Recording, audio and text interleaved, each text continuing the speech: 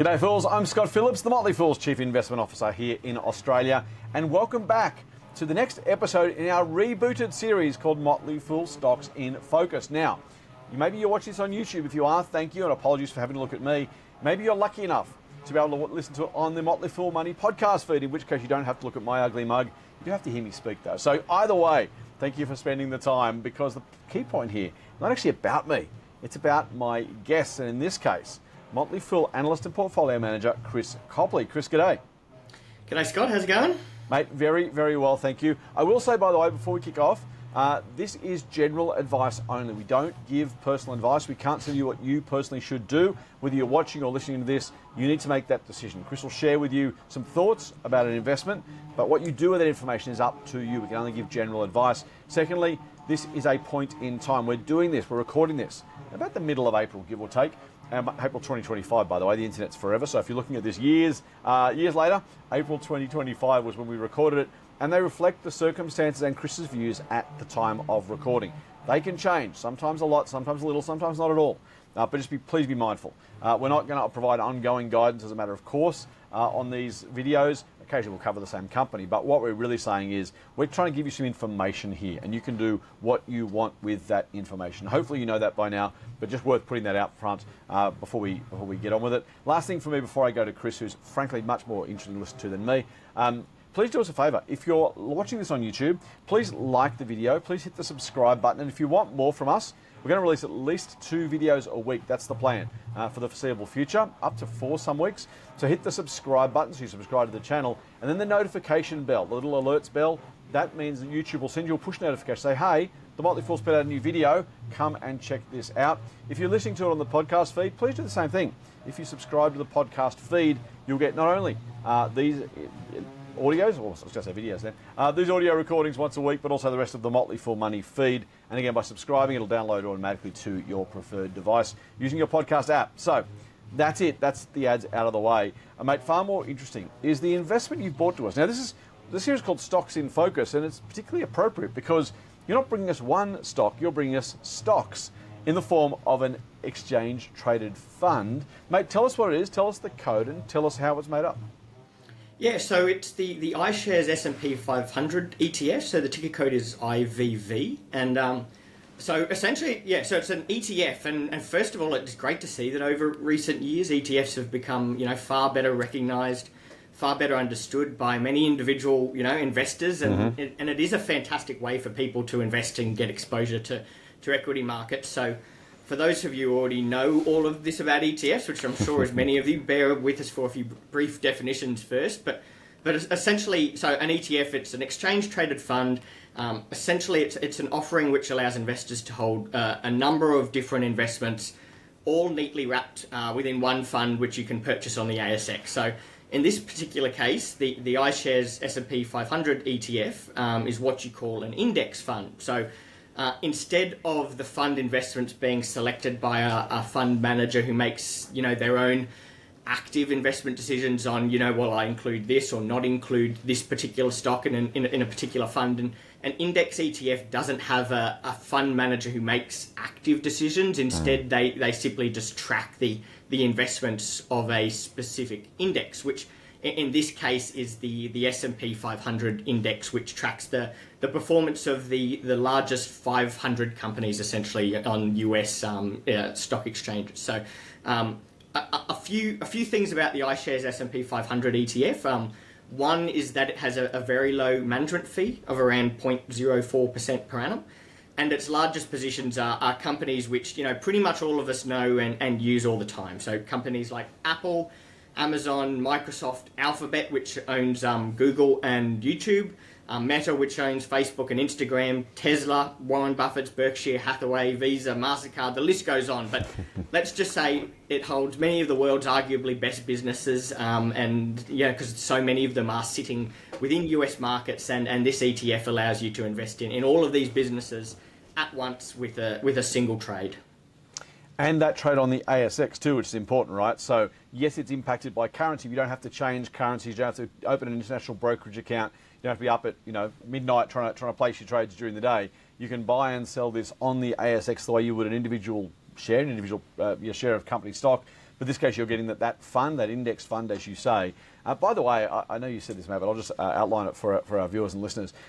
0.04% is 4 cents for every $100, which is extraordinarily cheap. I mean, talk about, Chris, I'd probably have to tell you about 1 and 2 cent coins. I'm old enough to remember it, but you would need the copper coins to pay your fee on $100 worth of investment in this particular ETF. So really, really cheap, as you say, both in absolute and relative terms, and a great way to get access to some of those biggest and best. It's a pretty good roll call, mate, by the way. You think about some of those names and you rattled them off and you did it beautifully, but even individually, you kind of stop and go, hang on, Apple and Amazon and Alphabet and Berkshire Hathaway. I mean, the list of those companies, I own some of those for the record, the list of those companies is just a really impressive and incredible way to be able to take advantage of some of those best businesses in the world, as you say, right here on the ASX, which might be part of the pros of an investment. But let's go through the pros and the cons.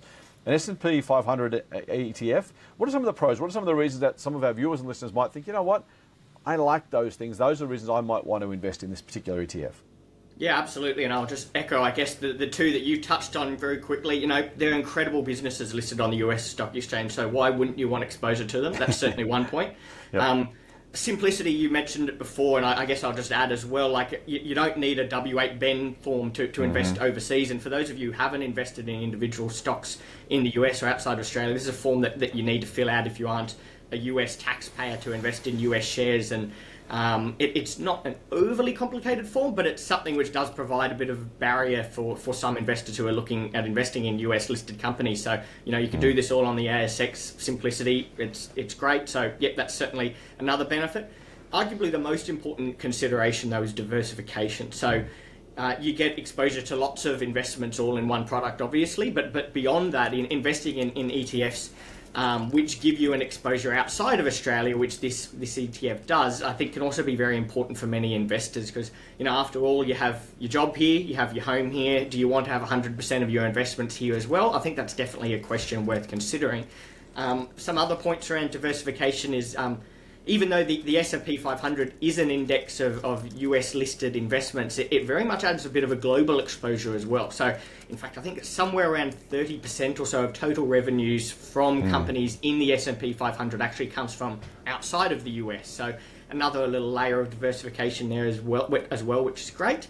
I think it's also important to point out that it also helps you diversify away from the industry exposures that we have here on the ASX. So, the ASX has financial services companies and material companies. They make up about 50% or so of the index. I think your big miners, your big banks, essentially, they make up a significant proportion of what we have here on the ASX.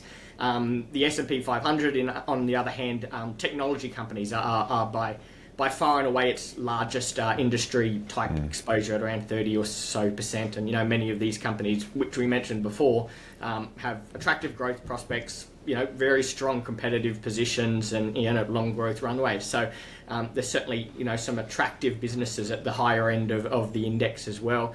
Another positive that I'll add for this particular ETF, as we were talking before, is it comes with one of the lowest fees that you'll be able to find in an ETF or any fund manager.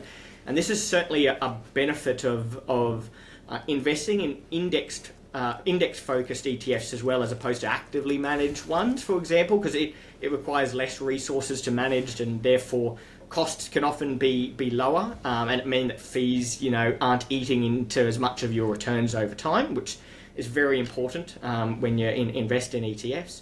And there are certainly lots of benefits to investing in an index ETF, a lot of benefits to investing in US markets, and I guess a US-based ETF is a great investment for people to consider. Nice, mate. This is a really, really good summary, and it is a great one-stop shop for all the reasons you've just highlighted, which I think are awesome. That being said, we always try, I've said this before, at the Motley Fool, we don't try and be balanced. We don't try and do a 50-50, half the time for the flat earthers, half of the round earthers. But even when we like a company, this is not a recommendation, by the way, but even when we like a company, we always share with our members risks and when we'd sell, or some version of that headline, the heading. The idea here is we say, look, here's why we like it. We actually do like it. But there's some downsides as well, and we want you to be aware of those so that if the investment doesn't work out, or if things start to turn for the worse, you've been forewarned, you've been forearmed. Again, this isn't a recommendation, but we will look at the pros and the cons. Before I do, I want to also, this is not an ad, by the way, but for anyone watching or listening, Chris runs our Motley Fool service called Stars and Stripes. It's based on US individual companies, not ETFs, by the way. But Chris, very, very familiar with the US market, very familiar with some of the best US companies. Not an ad, but sometimes it's important to just let people know when you hear and see people talking, well, hang on, why are they talking about this? What do they know about that? In Chris's case, the answer is he spends a lot of time, the vast majority of his time, looking overseas at US markets and finding individual market-beating companies for our members. But of course, if you do that, you know the quality of the exchange. You're able to give a considered view on things like the S&P 500 ETF. So let's go to those cons then. Why would investors consider not investing in the S&P 500 ETF?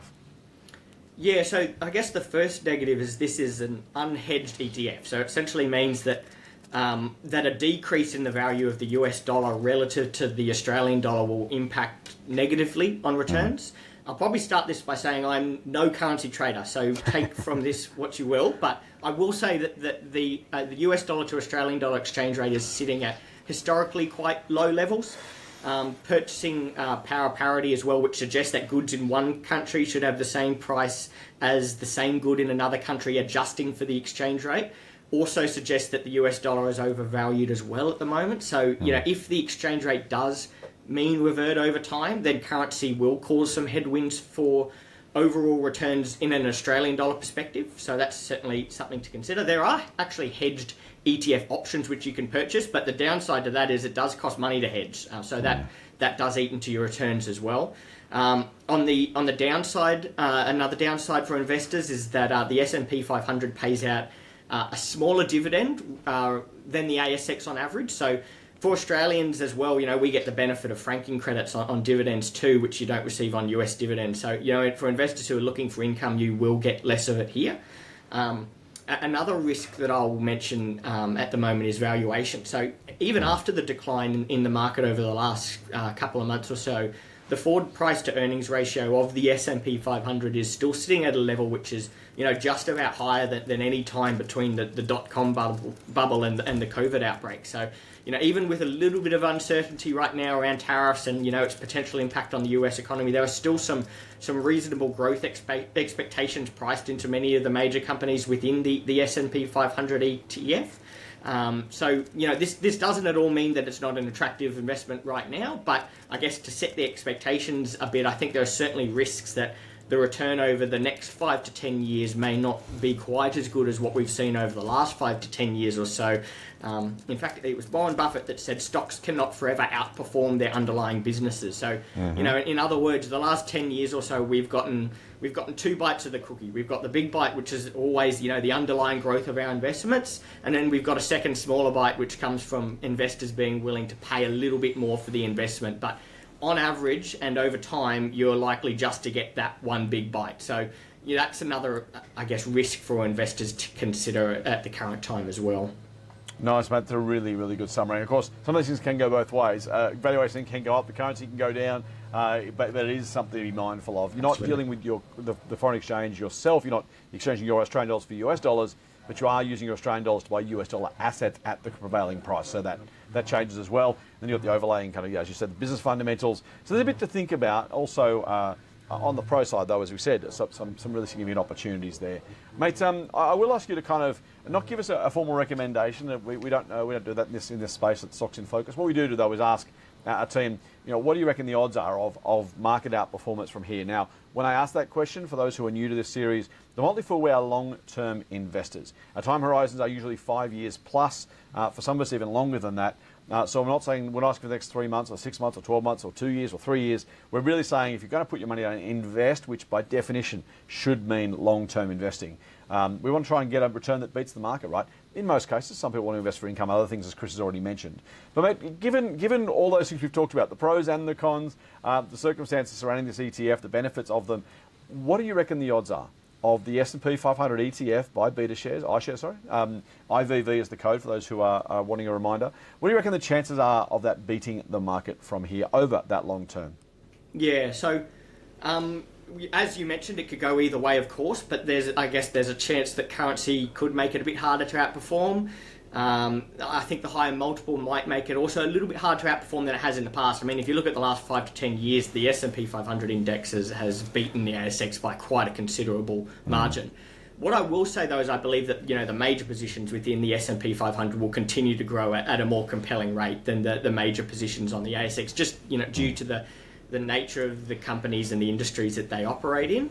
If I had to pick which one would outperform over to say a 3 to 5 year period, I think it's probably a bit of a toss of the coin. I wouldn't be confident either way, but if I had to go out 10 years or so, I would lean towards the iShares S&P 500 portfolio outperforming the ASX, just due to the nature of the higher quality businesses operating larger growth opportunities, and over time, I think that the growth will outweigh all the other potential downside risks, and it will outperform the ASX over time. Beautiful. Thank you, Chris. There you go. If you're not sufficiently diversified internationally by currency, geography, industry, if you want some access to some of the best companies on the planet, as Chris has mentioned, maybe the iShares ETF might be for you. But bear in mind Chris's comments about the potential upsides and the potential downsides, particularly around valuation and currency. Keep those things in mind. And of course, as always, stay long term as investors. That's our greatest exhortation to anyone watching or listening right now. Chris, thank you for sharing your expertise with us. Thank you for you who are watching or listening to this. Remember, we're on YouTube and the Motley Fool Money podcast. If you prefer us in our ears, jump over to the podcast, subscribe there. If you're on the podcast, you haven't yet checked out the YouTube channel, do that. Just search the Motley Fool Australia. Now, there is a US Motley Fool. There's other Motley Fools around the world. Motley Fool Australia is the one you're looking for. Fool AU is actually our domain on YouTube. I think it's just youtube.com/FoolAU or @FoolAU. I can't remember. Check that out. Jump on the channel, subscribe, like the videos. You'll get plenty more, both in your ears and for your eyes over the months and years, hopefully, ahead. Thank you for spending time with us. Thank you for being a Motley Fool. Until we speak next time, Fool on.